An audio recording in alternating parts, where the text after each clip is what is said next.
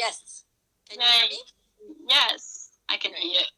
I was just introducing a bit the project that started from a conversation that we had at the first 4 months ago, when I kind of spoke a bit about my position, which is that I graduated last year from a degree in art history and Chinese. And I've worked a bit in the art market, in an art gallery, and then I went off in Taiwan and worked in an art institution. And I was calling you in January, when coronavirus wasn't a pandemic yet, asking you what to do and how to approach the art world. And then, interesting enough, 2 weeks ago we had another conversation which was completely different. And I just found myself, just came back to the UK to kind of start working in the arts. That's what my dream was about and is about, being a curator.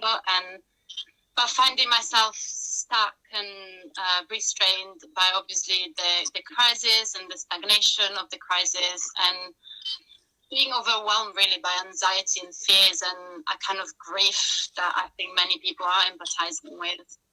So me and Sharon had a really interesting conversation on how to navigate this moment and how to approach the outward, and not only approach it from a young person perspective, but also how to reframe our values and priorities and try to generate positive change. So thank you so much for accepting the invite today and be here. I'm glad to be here. I'm going to introduce you very quickly. Sharon Hecker is a brilliant curator and art historian who's from LA, but is based in Milan, and she works extensively on Medardo Rosso, Italian sculpture, and also another key post-war Italian artists such as Fontana, and has curated a lot of exhibition in major public institutions, both in the US and Europe, and also has authored something like more than 50 publications, which is incredible. So thank you so much for being here, and thank you for everyone that is being with us. Yes, it's great. And also, if anybody has any comments or questions, we're very happy to put them into our conversation. We decided to limit it to 30 minutes, just as a short time to make this discussion, even though we have a lot of things that we wanted to talk about. And we formulated some questions, right? Actually, Maria formulated questions that she thought would be interesting, especially for young people right now in the art world, who are looking at careers and looking at what's going to happen in the future and what has changed since we've been in isolation and due to the virus. So do you want to start? Yeah. Well, yeah, so feel free to add comments and everything. So I'm just going to start asking a bit, how are you? Which seems to be the most important question at the moment, and how maybe personally has your job as curator, as author, changed in time of coronavirus? So the situation in the art world outside, as everybody knows, is quite stalled right now. It's really at a standstill in many ways. Fairs have been canceled. Exhibitions are being put off. There's a lot of sort of confusion about what's going to happen next. And, personally, my exhibition at the Peggy Guggenheim on Fontana Ceramics is still in the planning stage and luckily did not get canceled. But, museums are losing funding. They've been laying off staff, some even in education. On the other hand, things are still moving along. Writing and publishing is moving along. I'm writing a lot of things that are posted online. I have a volume on lead in modern and contemporary art with another author, Silvia Bottinelli. Those are going to press. And I think there's a great hunger right now for books and for content and about art, even if we can't go see it in person. So that is continuing. I'm also doing a lot of research and advising to collectors and institutions about their artworks because I developed a standard for due diligence on art objects. And this is a good time for people to be slowly making order in their art collections, and if they're thinking about a purchase or a sale, to do the art historical due diligence well. And so we are able to do research, and online teaching is going on, but we also have a lot of time to reflect, and so there's a lot of new thinking going on, let's say, in my mind, about what's going on in the art world.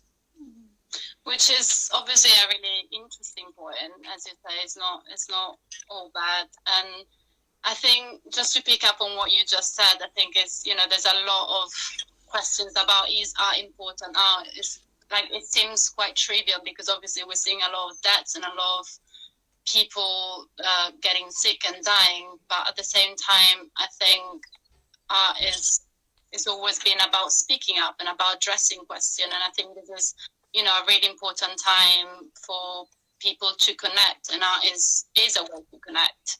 So I know these are really big questions that are coming up now, and it's going to sound a bit cliche, but how do you think, I think, again, this period is bringing up much reflection in the art world, and also the faults of the last 20 years of how the art world has been structured, and especially in terms of environmental change. So how do you envision change to happen or not to happen after coronavirus, after the lockdown? Well, I think some of these questions are not, they've been sort of brewing even before the virus, but they really came to a head with the virus because of the problem of really putting many, many people into a closed space together, like at an art fair where you just, you have to get on an airplane now, you have recycled space and recycled air, and a lot of people touching the artwork and touching each other and shaking hands, and that in a moment of virus is going to be problematic. There's also have been articles that are very interesting. In the New York Times, Jason Farago has spoken about this merry-go-round of the art world, really, and this endless movement and traveling. And that curators now for your generation are people who appear at all of these events and are constantly moving in a kind of a neutral space from one white cube to another, from one exhibition space, from one documenta, from one biennale to another. And this movement has become very unsustainable in this moment. There's also sort of what Georgina Adam has spoken about in the Financial Times about fatigue, the addition of more and more and more of these events as these years have gone on, and this constant growth model of the art market that maybe you don't need to just inhale or grow, you need also to exhale and have a minute to think about what you're doing and the carbon footprint that the art world is actually leaving. I mean, if you look at Venice right now, that the unsustainability of that many art events that simply ignore the fragility of a city. And so sort of thinking about your generation and how it could start really thinking about create meaningful things without destroying the environment, and maybe some kind of clean jobs for young people in the art world. I think those are really pressing questions. I mean, when you see how beautiful the water is in Venice right now, in the canals, and how breathable the air is, that's something that your generation holds very dear. And so it is a question, how are these things going to be connected in the future? Yeah, of course. I mean, I think it's really interesting what you say about growth and progress, and we'd like just grown up with this idea of like growing and growing and growing. But I think what you're saying now is about just making a step back and really just rethinking our structure and the pillars of the art world that have become so unsustainable in many ways, and this idea of the art market and the art world in general just being so social based, event based, traveling here and there. But just to make it a bit more maybe structure, I think there's just 3 really interesting areas we can kind of reflect upon within the art world. And one is the trading of art, so what concerns the art market, the auction houses, the fair, the biennales, the exhibiting of art and museums, gallery spaces, artist spaces, which I think you as curator will have very interesting insight into that. And also, last but not least, the making of art. So what, the role of artists, which is crucial, I think, at this moment. And I think we've gone quite far from it in this current art world and current system. So maybe we can start from the trading of art, the art market, which we have a bit said a few things about. But as with that, it's become really unsustainable, this kind of event-based social events with so many authors, so many biennals, and the reality of being now and after the lockdown in these super crowded spaces, and seeing that, you know, people are just are waiting for the lockdown to finish to come back to the normal life before coronavirus, with all these events scheduled. I think there's something like 7 alpha schedule already between September and December, and like literally September is just full of art events and hyper crowded social events, and I don't really see how is that realistic. And yeah, I'm not sure that's very realistic. And I'm also thinking that the people who are thinking that we're going to go back to the old ways are, I think it's a little bit problematic. I think we have to think of some new ways. And some of these new ways might have to be going back to some of the older ways that are before your generation. I mean, I remember a long time ago, dealers used to just come with a truck full of artworks and sit with the collector and go through them physically and bring them to the collector's house and have the collector look at them and speak about them. And there was a very intimate way of selling art throughout history that has always happened. And, since so many people are thinking of things we can do to stay at home and not move around so much, this might be an option. I see a lot of virtual things that are coming on, and I know you want to ask about that later, but that is an option, is this kind of virtual world of art, although there is a problem with buying and selling art if you really can't see it. And so we have to find a sort of balance or a happy medium between seeing the surface, touching the artwork, inspecting it, feeling what it feels to be with the artwork, and also not getting ourselves sick or involved in some kind of a bad physical situation. So it's a question what the market is going to do to be able to sustain itself in a new way. Yeah, totally. And I just, what you have said about all these global events, we cannot afford to do that anymore. I don't think, people are going to feel confident anymore being in, flying around, being next to people, being crowded events. And how is that sustainable anymore now that we are, facing more than every other time, like the unsustainability of this sort of format. But that is going to be challenging also for museums, the exhibition space. And, I can see slowly museums are going to reopen. I think Germany is going to be slowly opening this week.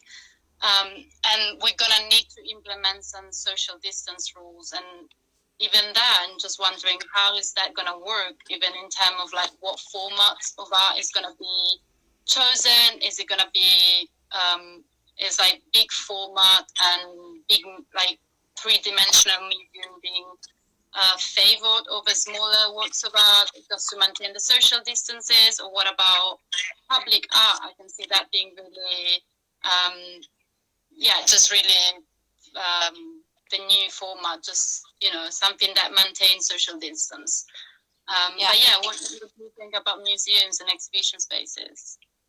Museums, I think, are well positioned to be able to control the flow of people. Already, museums that were very overcrowded have had to do that, the Uffizi or the Louvre, and making sure that we don't have too many people crowded in the same space.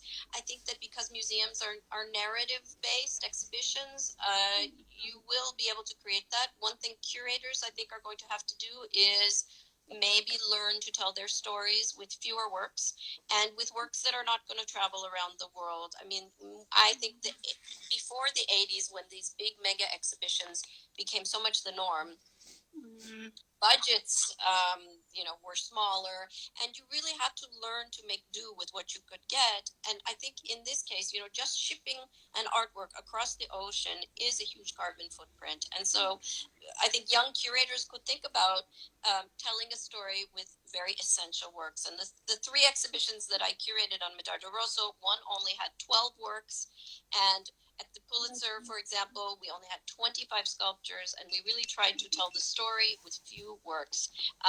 This was the same in the Ropac Gallery, even more of a challenge because it was in one room. And we tried to tell a wonderful narrative story with a very small amount of works. And it left you also with the possibility to spend more time with each artwork. And we created a lot of space around the works. For example, at the Pulitzer, where it's a show that could have worked very well in this time, just not to overcrowd the space. The social aspect is more complicated. We are seeing this with everybody putting on museums online because there is not the possibility to enjoy the show together with somebody. And so this will be another challenge, I think, for your generation, is to think about how to create this kind of social world around the artworks that will be safe as well. What I find interesting is some of the institutions that are putting information online, that will have a great impact because it will give access to museums that we can't travel to, and especially those that are done very well thought out, with museums that are putting interesting content, something you didn't know about that artwork, 3 minutes with a curator who is specialized in that artist. You can learn a lot. I think you have to be selective again about what you because it can become information overload as well, just like what was going on in the outside world before. I mean, I see what you say is super interesting for me to just think about, more content based, more work on narratives, because I think we were losing that quite a lot. So I think that will definitely lead to a more selective process of exhibition of curators. Maybe we'll see way less of them, but more quality of it. And also, it kind of lead to my question about technology, because we are seeing already new form of exhibition coming up, and in the long term will be completely overtaken by the internet and technology, and even the live Instagram session that we're doing now. And it's great, it's offering us an alternative, and it's very equal access. But I'm just wondering how people are thinking and are discussing how much this is going to overtake the kind of in-face, impersonal appreciation of art. And I just don't see how art will only be online in the future. But people are discussing a lot of things like VR, IR, AI, how they're going to take over completely the art world. And I don't know, I'm interested to think what you think about it. Well, I think the sky is the limit with students and with young curators, and this is the time to let your imagination fly.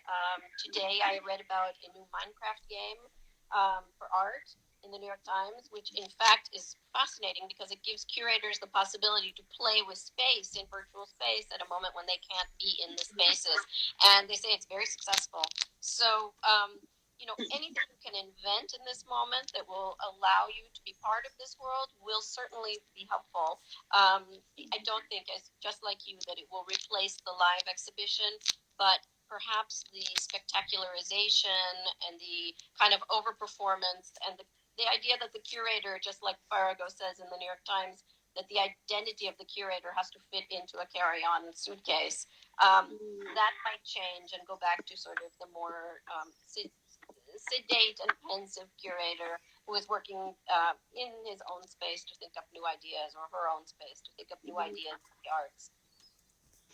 Yeah, it's interesting because if in one side we're going towards implementing distances, obviously, and maintaining social distances, and that's going to be our reality for a while until we find a vaccine.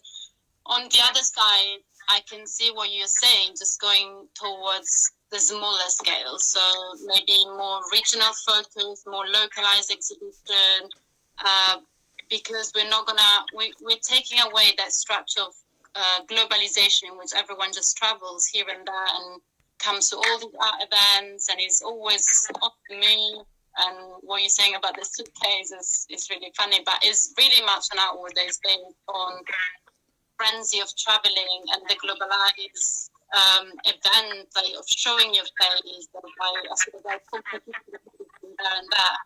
So I can see, can you see can you see the future of the art world being very much more localized, more maybe small, more exhibition like maybe it was before? Well, there is this concept of the way of the small, and I think it hasn't been looked at as much, but the small can be very powerful. In fact, I loved at our Harvard exhibition, the New York Times critic Holland Cotter picked it up and he said, where small shows can pack in big ideas. And so the size is not necessarily determined the meaningfulness and the authenticity and the thoughts that go back into it. And yes, the local, the things that can't move and shouldn't move.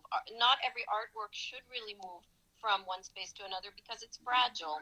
And there has been so much of getting every single work into the big exhibition because you can't have it if it's not complete. But there must be other ways to do this. And again, I think it's wonderful that your generation is here and able to start thinking about that. A bit of hope for the future and a bit of looking back to the further past would be a good combination to kind of bridge these worlds. Yeah, totally. I mean, I think, again, it's very interesting what you say about, being just so spoiled. I think my generation has grown up with the art world being very dominated by the art market. So our ideas, I mean, I think the art market, I'm not demonizing it at all because it has really good crowd as well, but it has, I think the art world has become a sort of entertainment instead of being really about the work of art. So I think even, what you're saying, some work should not really be moved, and that is a problem. And we're going to face it. And I think, with regionalism and kind of localization of exhibition going to a smaller scale, the other problem would be how do you ensure there is a kind of equality in equality in access to art. And this is also maybe a problem that technology can complement and help in the spreading. But I think, for example, what I found really interesting when I was in Taiwan is that I went to visit this museum that's called Yukio Museum. And it's a private funded museum, and it had an amazing, outstanding exhibition of a very established Italian artist called Nicola Samori, a contemporary artist. And it was in the middle of nowhere. Like, I had to travel 3 hours, and now in our mindset, in our modern mindset, it's just really hard to think, I'm going to travel so far from a city to go and see a museum. And it was in the countryside with nothing else around it. And it would seem really strange at the moment, but then we kind of realized that was the whole purpose of it, to kind of ensure an equal access to art from the countryside to the city. So I'm wondering if you think this is something that is, a valuable principle to think of in time like this for young curators and young artists. Absolutely, and I also think we are going to see, if this happens, much more a discovery of local artists that maybe we haven't found because of this sort of global approach. We are going to see, really things that we haven't been able to see before because of this sort of rethinking the whole idea of how we can have access to things. And I agree with you 100% that it helps also bring the art to the world in a way that it hasn't had before in a long time. Yeah, that's interesting. There's a lot to think about in terms of that. Just because we're slightly running out of time, so I want to ask you and go to the last but not least point, which is the role of the artist, which I think are playing a really crucial role at the moment. And we have been seeing and experiencing the last 20 years a very strict interdependence between the art market and the making of art. So I think there's been a surge of very easy to digest, accessible, fleshy, very commercialized art. But I think isolation is bringing people really close to themselves and really close to the idea of authenticity, meaning, spirituality. And I think authenticity is a word that keeps coming up at times like this. So I'm wondering, what do you think is the role of the artist at the moment? And do you think we are possibly going through a change of aesthetic in terms of reaching for deeper meaning into art? I know you just wrote a really interesting article on masterpieces on Wheel Well, so that's why I'm asking. Yes, I really talked about how do we define a masterpiece, and we don't know what the masterpiece of COVID-19 will be. That will only be something that lasts beyond this moment. I think that many artists are saying that this period is just even though it's great isolation, it's a great moment for reflection. It's surprisingly fruitful because they feel finally free to concentrate on their work and a bit free from that pressure of a machine that is forcing them into production of art and public events and being present and having people visit their studio. So they're almost learning again to reflect without distractions, to allow themselves to be involved in the act of creation, and to wait for creativity to come to them instead of have it forced on them by the outside world. And I think that's very important to remember. Also because the visits to the studios that we are seeing online, the studios sometimes are very private places. They're places where all the magic happens, and maybe we shouldn't be prying into all of these artist studios. Because it's really a moment for them. And I find this as a writer as well, that I'm having a lot more time, not time because we have to spend much more time cleaning our house and cooking and washing clothes, but it's time to really think without being distracted by movement, travel, and the call from the outside. So it's a difficult moment, probably financially, but many artists had other jobs in their life, and I don't think most artists go into this world thinking that they're going to make a lot of money in the art world. I mean, there's very few who are very lucky, but because they have something to say. And when you're creative, you will have something to say, even if you are closed in a house and you're far from your studio and you don't have your equipment, you will find something from within inside you to bring out. And that is resilience, to be able to bring the creativity with you anywhere you have to be in your life. Yeah, everyone going into this industry is going to need to be creative in some way, because we're not going to be able to access the same means, and I think we are going through a completely restructuring of these frameworks. But I also feel, I agree on one side that artists are some artists are being very active, and they're taking a lot out of this period. But I also think spatial confinement as is having effect on me as maybe a creator or writer or curator, is having effect also on the creation of art. So I do think art comes from also a place of freedom and deep reflection. So I know that confinement in space can bring also confinement, mental confinement. So I think really everyone is having the response to it, and is to be validated. But I agree that this time will bring great reflection and change. Yeah, and if anguish is your moment, is a moment of great anguish, you create out of that anguish. If it's great desperation, then you should be creating out of that desperation. You should be with whatever you are feeling at this moment to be able to bring something forth, and when it comes, not when the world tells you it needs to come. Yeah, that's a very interesting thing, and hopefully we will see the fruits of that. But I'm just going to ask you the last question, which is a bit personal, but what advice would you give to young curators to approach the art world now, and also to generate positive change, which is very much the topic of our talk today? I think, everything we have said is a think tank for you all to start really reshaping and rethinking anew. And I've never been disappointed when I teach a class, because students just, if they know how to ask the questions, they will find many, many answers that I could never even think of. So I don't know, what advice would you have for yourself as a young curator as to how to address this moment? That would be my first question for you. Yeah, that's a good question. I think a bit of what we said just before about regionalism, localization, thinking more on a community space. And I think keywords that come up to me and have come up to me these weeks in conversation has been, just creativity, as you say, love for what we do, solidarity, community is going to be really important, I think, and just for me, it's very much when I think of this thing and authenticity within what I like and what I do, I always come back to the art itself and the artists.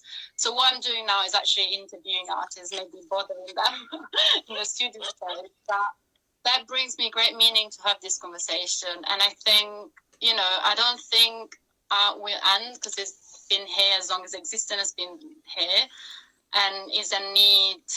We have a need to create, and we have a need in many ways to appreciate and experience art.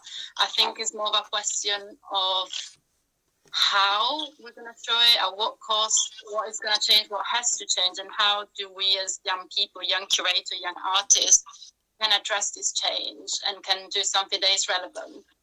So absolutely, yeah. And maybe this conversation just between the two of us that now has grown into a larger world conversation, many can open up some doors for everybody. Yeah, definitely. Hopefully. I've been really bad at looking at the comments and the questions, so I think we're gonna finish here. Yes, we have taped this, right? And we're gonna put it on so people can continue to write us, and we hope the conversation keeps going.